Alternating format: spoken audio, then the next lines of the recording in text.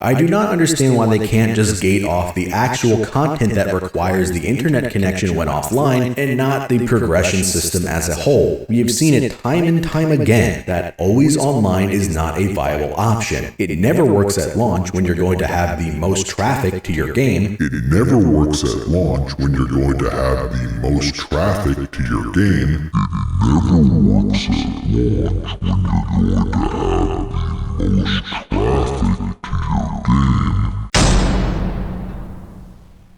I am a broken record at this point, but it's an issue that sadly has not gone away, so let's get this out of the way right up front, so we can move on to the meat of this review. The lead up and launch of this game was a mess, from questionable business practices to the save file transfer site for PC not working for days, so that meant if you played the game before you transferred your progress from the previous game to 3, it would delete your current progress to integrate 2s. I didn't even bother attempting to play this game for a few weeks since I was busy with games for the Game of the Year video and I knew that shit wouldn't work and needed to be sorted out. Even after the site was supposed to be working properly, it still took me at least an hour for it to actually work since it struggled to link my accounts. This video was originally going to have a VR section of the review since a friend was going to let me borrow their Quest 2 for it. Unfortunately, VR for Hitman 3 is an exclusive feature only for the PlayStation 4 VR headset. Gee, this really makes me want to invest in a $500 Quest 2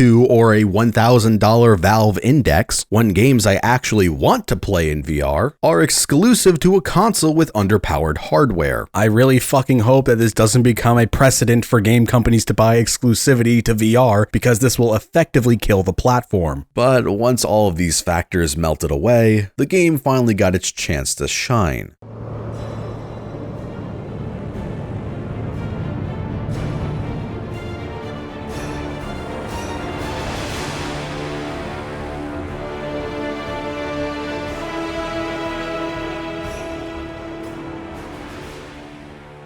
I'll be honest though that I found myself far more burnt out on the Hitman reboot formula than I expected to be. For the 2016 and Hitman 2 retrospectives, I did pretty much everything there was to do in those games. But for Hitman 3, I struggled to find myself even getting the motivation to wanting to do all of the story missions in each location, which there are less per level compared to the previous 2 games. It has been a few months since I finished the Hitman retrospective, and I thought it would have been enough, but I did put at least 150 to 200 hours between playing, writing, and editing the final 4 episodes of the retrospective just last year, so I wanted to bring this up because while I like the game, I feel like I'm not liking it nearly as much as I should. Maybe the formula has finally run its course for me and I'm starting to get sick of it, but I keep looking at this game and go, yeah, this is really good, probably the best yet, but I don't find myself feeling the wonderment anymore. I never felt completely blown away. It was very close at points, like with the second location having an amazing murder mystery subplot that you can take a part in, where you can disguise as the detective and then search the house for clues, talk to the family about their alibis and then choose who was the murderer, and then use this information as leverage to get the intel you're after. For as creative and imaginative as the trilogy has been, after a while you start to notice the pretty rigid formula they follow. You overhear something about a story mission from a person in the environment, then you go investigate the said place they were talking about, then you disguise yourself as a key unique NPC or a worker, then you'll get an opening to interact with the target. And then finally, there will always be a reason for all of the guards and everyone around the target to either leave or turn around so you could kill them without being spotted. This murder mystery segment feels really unique and breaks that mold, but I'm not sure down the line it won't just get really annoying and in the way on repeat playthroughs. And even after finishing this murder mystery subplot, I did just turn around and kick the target into her grave after dressing up as the Undertaker, who she somehow didn't notice it was me even though she saw through my disguise as the detective not 5 minutes earlier. So gold star for trying. While a lot of the formula feels the same, IO really stepped up and experimented with the presentation for Hitman 3. IO managed to make this game look even better than Hitman 2 when I didn't think there was anywhere else for them to go visually. The rain effects in this game look especially amazing, with how the rain droplets glisten on 47's bald head. The mission briefings are the best yet and always manage to hype me up for the next hit. The game employs some amazing camera movement and sound cues to help sell these really hype moments and build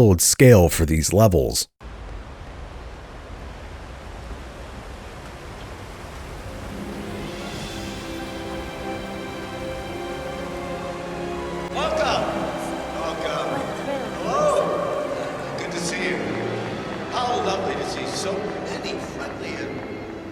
familiar faces here today. Honestly, this game has me more excited to see IO branch off into other genres. I would love to see their take on a survival horror game after playing the opening of Apex Predator. They perfectly captured the atmosphere with 47 walking around the abandoned gas station.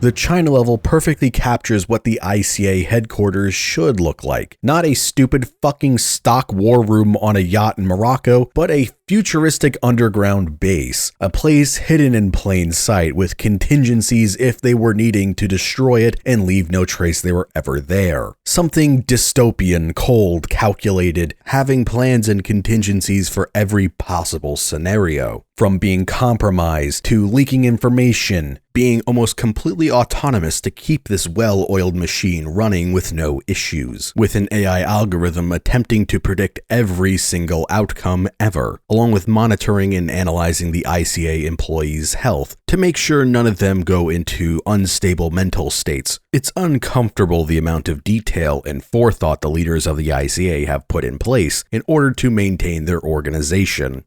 They added a camera to 47's arsenal that allows him to hack open specific security roadblocks, scan people, and in the murder mystery in the mansion, search for evidence. This is all pure speculation, but it feels like some experimentation for IO's upcoming James Bond game. So if that ends up being the case, I'm excited to see if and how they potentially build off it from its current iteration, because as of right now, it's pretty basic with just pointing at things and making them open. They also added some new additions to the level design that I really like. There are now locked doors that can only be opened from one side, and there are ladders that require tools to break open and use, meaning that there is now even more layers to the level design, making it more honeycombed, which I see as a good thing, even if at times it feels like it's underutilized. The big issue I had when it came to writing this review besides burnout was figuring out how I felt on this game's story. As of right now, this is the end of Hitman. The cynic in me tells me that eventually down the line we'll just get a reboot of a reboot series or something, because video game creators will not just let their IPs sit there and fester unless they're Konami. I hate to say it about this story, but it left me feeling nothing. Not good, not bad, just nothing. I would say I'm leaning towards positive, but when this is supposed to be your bombastic finale and send off to the franchise, I feel like I'm supposed to be feeling something. Maybe if this game had smaller levels with a larger level selection, akin to the original 4 games, this final level would have been better, but as is, it feels like an absolution level somehow snuck its way into being the finale of this trilogy. It has some really amazing visuals to start the level off, but it's just a straight line. I just can't muster up the feeling of any strong opinions about it. I look at tons of moments and I go, I feel like I should be feeling hype or think this is satisfying, but I felt nothing. Lucas Gray giving his life so 47 can get away. Nothing. Killing the founding families of Providence, the dynasties that have been fucking the world for generations. Nothing. Getting betrayed by Diana. Nothing. Injecting the Constant with a serum that'll seal away all of his memories, effectively erasing his existence from the face of the earth, since nobody else knows he ever existed. With Diana taking over as the Constant, controlling Providence, and steering the world to hopefully a better place. Nothing. And I couldn't tell you why. Maybe the scale of these games got too big to ever feel like it would have a satisfying conclusion. The massive global scale that they've created these villains for works great as the setup to them and interacting with the world, because so much of it is left up to your imagination and filling in the blanks. But I don't think it works well when you're supposed to be toppling them and defeating them, because these changes that the world is supposed to be having feel almost invisible and intangible. We get 2, maybe 3 cutscenes after the lid has been blown on the ICA in Providence, with news reports talking about these organizations, along with mass resignations of big company CEOs and stepping down of powerful leaders. But the spotlight is never held on these moments long enough to feel satisfying to me. I would have loved to see more of how Diana and 47 are now shaping this world, but I guess that is left up to our imagination. And the more I think of this fact, the less this seems like an ending and more like a new beginning, which I think can and will work if we do see an eventual new installment following this story. But for now, this is the end.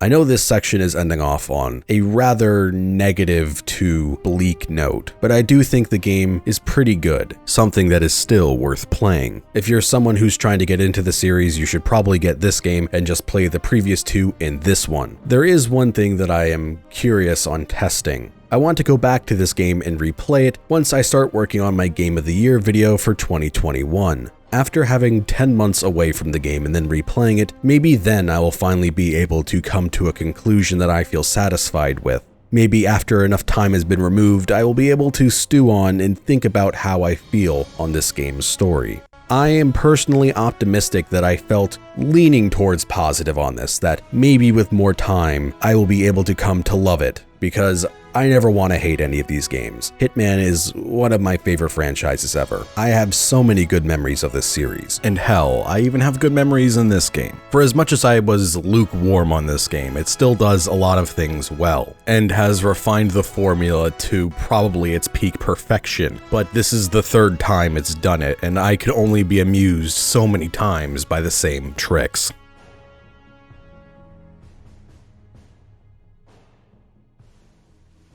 If you made it this far into the video, I just want to say thanks for watching as always. If you really like the video and the channel, maybe consider becoming a patron on Patreon. I'm now going to shout out my $5 and up patrons who really help support the channel. Bully, Lotto, Comrade Fox, Lucy the Fox, Near Virgil, Slimph Tingle, Alejandro Benitez, Ben Johnson, Jachometrius, Dusty the Zombie, Ek Frazo, Filthy Finger 69, Fish Kami, Flarbu, Joan Eisen, Joshua DiLarino, Justin Collini, Matthew Elliott, Mitchell, Oods of Nudes, Poke Joke S, Sarah Chan, Star Fox, Some Panda, The Unthinkable, Tyler Schertzer, and William Moore. Thanks so much, guys. If you are a card game player of any kind, I have a TCG Player affiliate link in the description below.